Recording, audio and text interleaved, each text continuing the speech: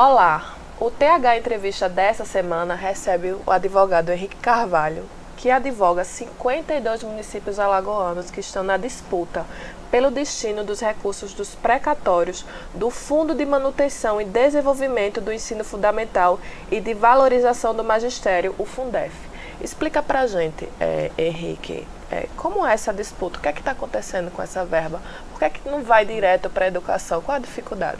Veja, essa ação ela foi proposta por esses 52 municípios desde 2002, 2003. Ao longo desses anos, longos 15 anos, várias decisões judiciais e várias batalhas judiciais foram travadas. E uma delas era a destinação da verba. O Fundef, ele foi extinto em 2006. A partir de 2006, veio um fundo novo, chamado Fundeb, com novas fontes de receitas e distinto do Fundef, em que pese eles tenham o mesmo propósito, em que pese eles sejam semelhantes. A discussão era, a verba que se busca com essa ação judicial, ela irá ser gasta nos moldes do fundo, ela irá ser gasta para a educação sem ser através do fundo, ou ela será gasta como dinheiro público, como a verba pública, como outras receitas, de uma forma a ingressar ao orçamento municipal. Nós tivemos dois tipos de decisões, que a verba não estaria vinculada ao fundo, e a outra decisão é que a verba não estaria vinculada ao fundo, porém estaria atrelada à educação. Como nós bem sabemos, quando você tem várias ações tramitando na justiça, e como são vários juízes que julgam, algumas decisões saem de uma forma, outras decisões saem de outra. Nesse contexto, o que aconteceu? Os municípios que a decisão judicial autorizou que fosse gasto com outra despesa, eles não precisaram aplicar essa verba em educação, porque a própria decisão judicial assim acolheu. Outros municípios, a decisão era determinante que se gastasse com educação e eles assim o fizeram. Nesse contexto, após esses longos anos, alguns órgãos de fiscalização, principalmente, sobretudo, a discussão foi parada no Tribunal de Contas do Estado, houve esse questionamento.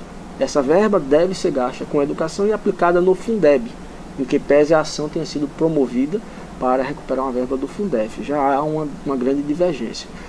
Essa decisão, ela já tem no judiciário. E em nosso sistema jurídico, existe a independência entre poderes, administrativo e judiciário. Há essa independência do Tribunal de Contas, mas há um princípio da inafastabilidade de qualquer fato do Poder Judiciário. Mesmo que a administração decida, mesmo que a administração julgue, eu não posso dizer que porque foi julgado na administração, não pode mais ser no Judiciário. E a decisão do Judiciário, ela não pode mais ser questionada nos âmbitos administrativos. Eu tenho uma decisão dizendo, olha que incongruente, eu tenho uma decisão judicial que discutiu exatamente isso, na qual diz, a verba deve ser gasta com educação, porém não deve ser aplicada ao fundo. Pode administrativamente, na Corte de Contas, dizer que não, eu não vou cumprir essa decisão judicial e eu vou mandar que essa verba vá ao fundo, que é o Fundeb? Não pode. É isso que nós defendemos. E os municípios, eles ganharam isso na Justiça Federal aqui, em primeira instância, no TRF da 5ª Região, que é o responsável pelos julgamentos aqui das ações da Justiça Federal de Alagoas, na primeira, na segunda, na terceira e na 4ª turma do TRF da 5ª Região. Hoje o entendimento que prevalece é este que eu estou dizendo, que a verba vai à educação, porém não vai ao fundo. Tem vários motivos.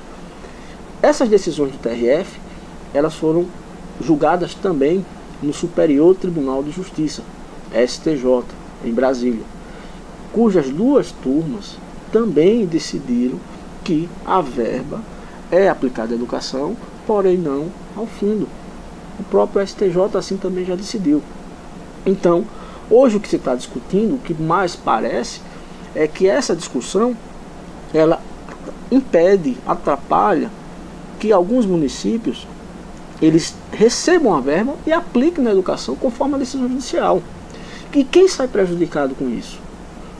a população. Aquela criança, aquela geração de crianças que aguardam uma boa educação, que aguardam uma infraestrutura, que aguardam uma boa aplicação da verba, elas estão sem a possibilidade de estudar. Por quê? Porque se está discutindo algo que já foi discutido. Está se revisando uma decisão judicial num âmbito, numa esfera que não se pode revisar. Mas por quê? Se já foi decidido, se essa verba vem para ser direcionada à educação, por que essa dificuldade? Por quê que os municípios simplesmente não recebem o dinheiro e investem nas suas escolas? Exatamente. Eu tinha conversado com você rapidamente e o que nós pretendemos, quando você advoga uma causa dessa, você é entusiasta de uma causa. Imagine, eu recém-formado em 2002, junto com dois colegas que já, advogados, um advogado recém comigo e outro advogado um pouco mais velho, nós trabalhamos e desenvolvemos essa tese. Você dedica 15 anos a isso, você tem, obviamente, um interesse financeiro, que é receber seus honorários. Mas você também tem um interesse natural por revolucionar a educação, por ajudar o seu estado. Eu sou do interior. Eu tive que sair da minha casa com 11 anos de idade, porque não tinha escola no meu município. Foi na época que tivemos 2 anos de greve consecutivos. Então isso para mim era muito relevante. E hoje o que eu sinto é uma grande frustração em ver a distorção que acontece em relação a essa matéria. Vou te explicar. Quando você questiona por que não querem que o dinheiro chegue aos municípios, porque existe uma grande presunção. Eu não vou nem discutir se essa presunção ela é correta ou não. Existe uma presunção que se o dinheiro chegar ele vai ser desviado. Essa é a presunção. Mas não se pode trabalhar com essas hipóteses. O que se tem que fazer é, o dinheiro tem que chegar e quem é obrigado a fiscalizar, deve fiscalizar para saber se a verba chegou, foi gasta adequadamente. E se não for, tem que ser punido quem não aplicou a verba corretamente. É assim que funciona o sistema. Você não pode simplesmente dizer, eu não vou mandar dinheiro para a educação do município, eu não vou mandar dinheiro para a saúde do município, eu não vou mandar dinheiro para a assistência social do município, porque eu acho que se esse dinheiro chegar lá não vai ser bem aplicado. E aí, quem sofre com isso? Toda uma população que nós sabemos, quem anda no interior de Alagoas sabe das dificuldades, do sofrimento, da carência. E principalmente nos municípios, onde nos últimos 12, 13 anos, houve uma inversão de obrigações. A União Federal municipalizou muitas obrigações, como educação, como saúde, como assistência social, e não deu a contrapartida financeira necessária. O município está obrigado a diversas ações nessas áreas, sem a contraprestação adequada. Essa situação tende a piorar com essa decisão do governo federal de congelar por 20 anos os investimentos, os gastos na educação e na saúde. Na verdade, não nos afeta. O que afeta é o contexto de um modo geral. Menos dinheiro, mais sofrimento do município e ele sabendo que a verba está aí prestes a ser paga. Hoje, é importante que seja feita uma distinção entre as ações que envolvem essa matéria. Nós temos 2 tipos de ação.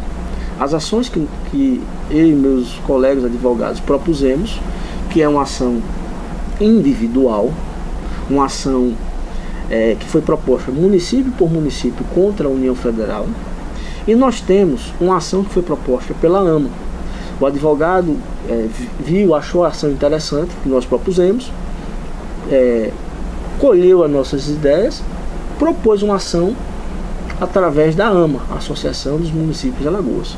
Como nós já tínhamos ingressado com 52 municípios, ele abrangeu os remanescentes, os outros 50. Então, são 2 ações, uma individual e um coletivo. Para que as pessoas entendam, ação individual, por exemplo, o Sindicato dos Jornalistas. O Sindicato dos Jornalistas ele pode propor uma ação para toda a categoria, em que pese o jornalista ele pode querer ingressar com a ação dele individual. Olha, eu não gosto do advogado, eu tenho um problema pessoal com o advogado, ou então o advogado não vai me dar a atenção que eu quero, eu prefiro uma ação individual. E você entra com uma ação individual. As duas ações, elas vão tramitar no judiciário de forma paralela. E foi isso que aconteceu. Os nossos 52 ações individuais propostas desde 2002 e os remanescentes são ações coletivas propostas posteriormente pela AMA. Que esses processos é que existe uma suspensão do pagamento. Nas ações individuais eles continuam recebendo. Todo ano recebe, em que pese sofram ações judiciais, tentativas de bloqueio, tentativa de não pagamento. Todo ano tem. Nós defendemos e ganhamos. Ganhamos porque já havíamos ganho essas demandas. Nas ações coletivas existe uma tendência. A ação coletiva da AMA, ela ainda não foi completamente julgada. E se ela não foi completamente julgada, os valores que ela envolve não podem ser pagos. Você concorda comigo? Uhum. Por quê? Eles, se forem pagos e o município e a AMA venha a perder, não vai ter como quem recebeu devolver. Vai ser muito difícil os municípios devolverem depois do dinheiro gasto. Então, por prudência, o TRF da 5ª Região suspendeu o pagamento dos precatórios desses municípios vinculados à ação coletiva. Não se trata das ações individuais. As ações individuais, elas não estão suspensas. Os pagamentos, eles acontecem ano a ano na forma de pagamento do precatório. As ações da AMA continuam suspensas até posterior julgamento da pendência, que a gente chama de jurídico-processual, da pendência que existe no processo da AMA. Então, você acredita que enquanto tiver essas barreiras para enfrentar, toda vez para o município receber essa verba, precisa ter essa guerra no judiciário? Enquanto for dessa forma, a educação nunca vai ter uma boa qualidade nos municípios? De forma alguma. O que nós percebemos hoje é um grande equívoco de atuação. Quando você imagina, eu quero que a verba seja paga, gasta, adimplida para a educação. Ponto. Então, enquanto não se decide se vai ser para a educação ou não, eu quero que a verba fique suspensa. A meu ver, isso aí, com todo respeito a quem pensa ao contrário, todo respeito, a meu ver, o pedido deveria ser: gaste-se a verba com a educação, enquanto nós aqui discutiremos por mais alguns anos qual a forma correta de aplicar, se com a educação ou não. Se quem pediu isso vier a ganhar, qual é o prejuízo que ele tem, já que o processo todo a verba foi gasta com a educação? O que ele ganhou ao final era o que já vinha sendo aplicado. Mas o que é que tem pedido? Pede um bloqueio. E a quem interessa o bloqueio? Interessa ao devedor. Bloquear a verba do Fundef, a verba dos processos judiciais, é interesse de quem vai ter que pagar, que é a União Federal. Eu não quero pagar. A União Federal deixou de pagar isso ao longo dos últimos 15 anos. Quando o dinheiro está depositado, cria-se um problema inexistente para que essa verba continue bloqueada. E eu não sei se você sabe, acho que não, que é uma lei muito recente. Há uma lei recente, agora promulgada pelo presidente Michel Temer, que disciplina que os precatórios depositados e não sacados durante 24 meses, ou seja, 2 anos, eles são restituídos para a União. A gente vai ter que escrever de novo. Escrever um precatório leva no mínimo 2 anos entre inscrição e pagamento. Pergunto: quem vai ser prejudicado? O aluno, a criança, o munícipe. Quem está se beneficiando? O devedor, o mal pagador, a União Federal, que tem 15 anos que não paga. Então hoje há essa inversão de conceitos, como se o devedor fosse o correto e o credor fosse o errado. O devedor é o do bem e o credor é do mal. E como principalmente, como se a União fosse poder público e o município não fosse poder público. Ambos são poder. Ambos fazem parte da federação. Isso está na nossa Constituição. Então, o desrespeito, a forma como tem sido tratado os municípios, os meus clientes, ela extrapola o razoável e o bom senso. Porque eles estão, de certo modo, fazendo com que as crianças, a população, não tenha acesso ao que lhe tem direito, o que lhe é de direito e o que lhe foi concedido de direito através do Poder Judiciário. A um só momento se desrespeita o Poder Judiciário, se desrespeita a população carente dos municípios, no caso de Alagoas. Então isso é muito sério, isso é muito grave e é uma inversão de valores.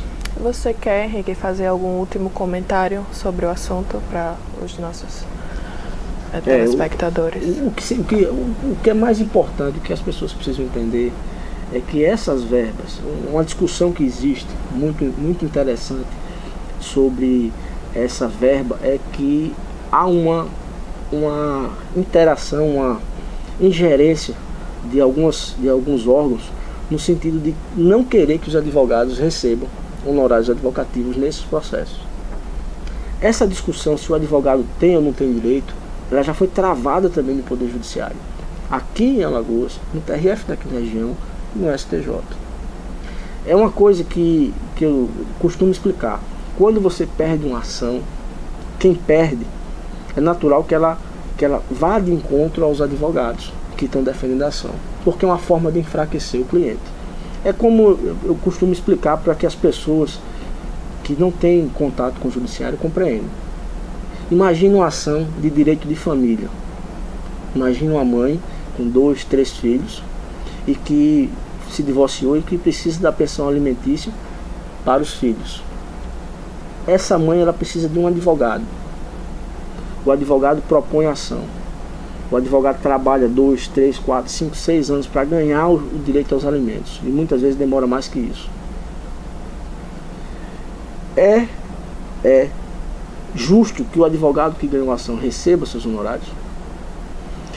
A verba que paga a pensão alimentícia é uma verba indisponível, é uma verba impenhorável, é uma verba de alimentos. Mas essa verba, ela pode ser utilizada para pagamento dos honorários. Por quê? Porque sem o advogado, essa verba não chegaria a quem de direito. E muitas vezes, quando as pessoas perdem, elas começam a atacar o advogado, numa forma de tornar mais dificultosa a prestação do serviço, prejudicando a parte. Então hoje o município ganhou, o município tem que receber, contra o município não cabe mais recurso, e agora investe-se contra os advogados, no intuito de coibir e atrapalhar a atuação deles defendendo seus clientes. E aí, quando você atrapalha um cliente, poder público, quando você atrapalha o município ele não é de carne e osso. Você está atrapalhando alguém. No fundo, você está atrapalhando toda uma população. E no fundo, principalmente, você está prejudicando a população carente. Eu não sou contra que a atuação de nenhum órgão de fiscalização, de forma alguma, longe de mim. Principalmente, tem que se questionar. Os municípios que receberam estão sendo fiscalizados se a verba foi devidamente aplicada? Isso é o que interessa. Os municípios que já receberam, aplicaram corretamente a verba, tem que fiscalizar, mas não impedir que ele receba. Isso é completamente diferente. Eu sou contrário a super salários recebidos indevidamente, pessoas que com decisões administrativas conseguem receber hoje acima do teto, 40, 50 mil por mês. Quando chega no ano que tem férias, um servidor público receber 70 mil reais. Isso tudo tem que ser fiscalizado. Isso tudo tem que ser monitorado.